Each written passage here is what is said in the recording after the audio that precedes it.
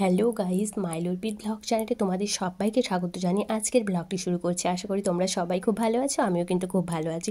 তো চলো পুরো ভিডিওটা দেখে নাও, আর যদি ভালো লেগে থাকে like comment share and subscribe করে পাশে থেকো। সবাই ভালো থেকো এবং সুস্থ থেকো। তো দেখো, এটা কালকের ভিডিও। তো কালকে এখানে করেছিলাম মূলো শাক ভাজা। তো মূলো শাক, পেঁয়াজ আর শুকনো লঙ্কা কড়াই দিয়েছি, তেলের মধ্যে দিয়েছি শুকনো লঙ্কা একটু ভাজা করে, তার মধ্যে পেঁয়াজ দিয়ে একটু নেড়ে তারপরে দিয়ে দিয়েছি মূলো শাক। তো মূলো শাকগুলো হচ্ছে খুবই নরম ছিল, তো মানে আমাদের গাছেরই আর কি মূলো শাক। আর নুন আর হলুদটা একটু পরে দেবো, কেন বলো তো, সঙ্গে সঙ্গে নুনটা দিলে না মানে শাকটা জড়ে যায়। তো তার জন্য একটু আগে একটু ভাজা ভাজা হবে, তারপরে নুন আর হলুদটা দেবো, মানে সঙ্গে সঙ্গে জলটা বেরিয়ে যায়। তো ওখানে আমার ভাতটা হয়ে গেছে, ভাতটা নামিয়ে ফ্যানটা গড়িয়ে নেব। আর এখানে মূলো শাক ভাজাটা হচ্ছে।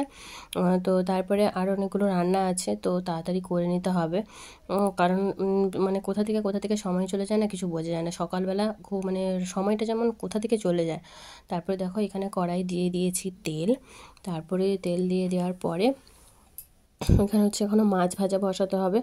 তো তার জন্য হচ্ছে কড়ার মধ্যে তেল দিয়েছি, আর তেলকে না খুব ভালো করে হিট করতে হয়, নাহলে কি বলো তো মাছগুলো কড়ার মধ্যে চিটে যায়।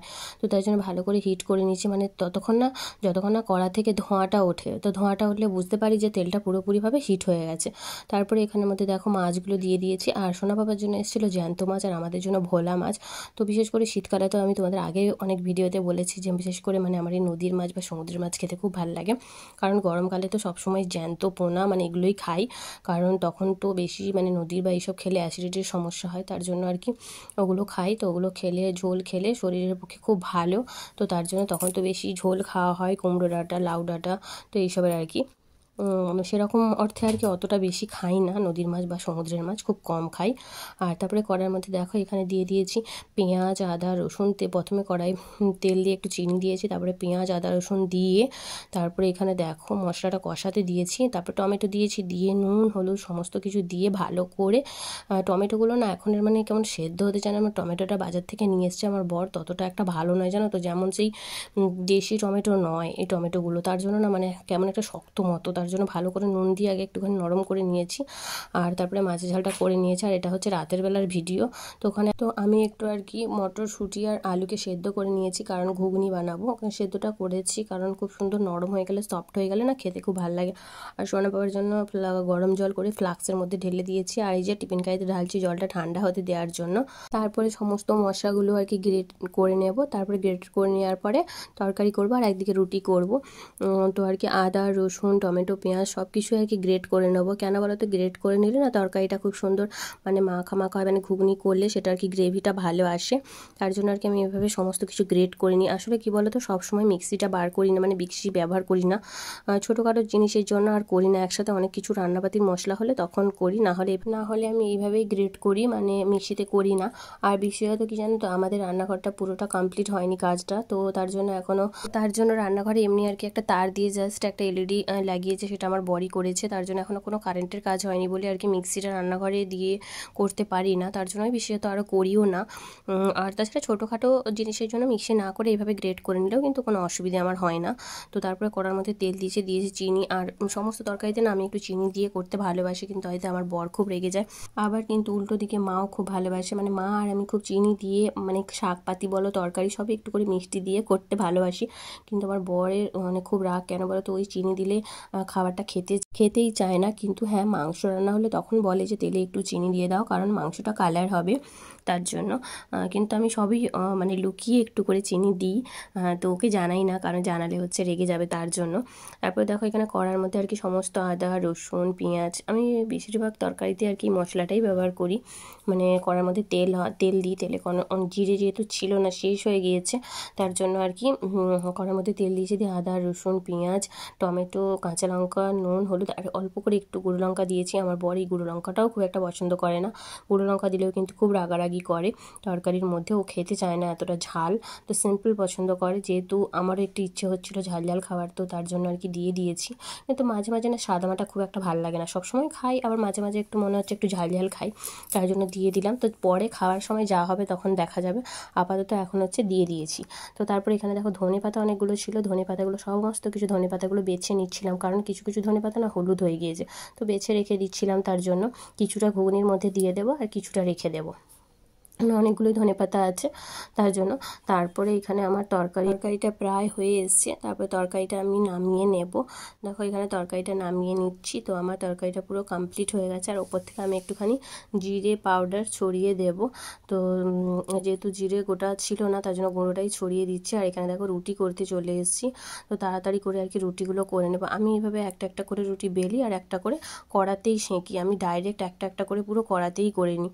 তো সেটা তোমরা তো জানো যারা আমার ভিডিও রেগুলার দেখো। তো এইভাবে আমি একটা একটা করে কড়াতেই সেঁকি, মানে একসাথে 5-6টা নিয়ে কড়াই করে আর মানে আলাদা করে করি না।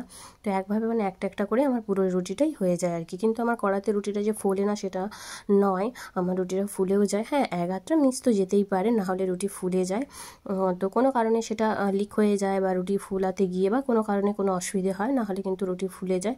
তো দেখো এইভাবে আমি একটা একটা করে বেলি আর একটা একটা করে রুটি সেঁকি। তো মানে এটা আমার অভ্যাস হয়ে গেছে বলতে পারো। আর তাওয়াতে আমি করি না, এভাবে কড়াইতেই করি। যখন আমার কোনো অসুবিধে হচ্ছে না তার জন্য আমি আর তাওয়া ব্যবহার করি না, কড়াইতেই করে নিই। তো এতেও আমার কোনো রকম কোনো অসুবিধে হয় না। তো রুটি করতে গিয়ে দেখো এইভাবে আটার মধ্যে যে গুঁড়োটা থাকে এইভাবে খুন্তি দিয়ে আর কি বের করে দিই। তারপরে কাপড় দিয়ে মুছে নিয়ে আবার একটা রুটি দিয়ে দিলাম করতে। তো এইভাবেই আমি একটা একটা করে রুটি সেঁকে নেব। তো প্লিজ যারা আমার ভিডিওগুলো দেখো তাদের অসংখ্য ধন্যবাদ। তো তোমরা পাশে থেকো এইভাবেই, আরও সবাইকে ভিডিওটা শেয়ার করে দাও যাতে সবার কাছে ভিডিওটা পৌঁছে যায়। তো এইভাবেই আমরা একে অপরের পাশে থেকে আমাদের জীবনটাকে আরও সহজ ও সুন্দর করে তুলব। তো তুমি আমার পাশে থাকবে, আমি তোমার পাশে থাকবো। তো এইভাবেই আর কি জীবনে চলার পথে কিন্তু একে অপরের সাহায্য কিন্তু দরকার লাগে। আজ হয়তো দরকার লাগবে না, কাল দরকার লাগবে। তো একে অপরের দরকার লাগে। হয়তো আমি তোমার লাগবো না, তোমার পাশে অন্য কেউ দাঁড়াবে।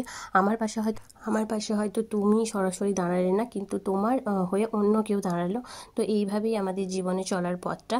তো কারো না কারো দরকার লাগে, কখনো একা চলা কিন্তু যায় না। তেমনি কিন্তু আমার এই ভিডিওটার ক্ষেত্রে কিন্তু তোমাদের দরকার। তোমরা যদি না দেখো তাহলে কিন্তু এই পথটা আমি একা চলতে পারবো না।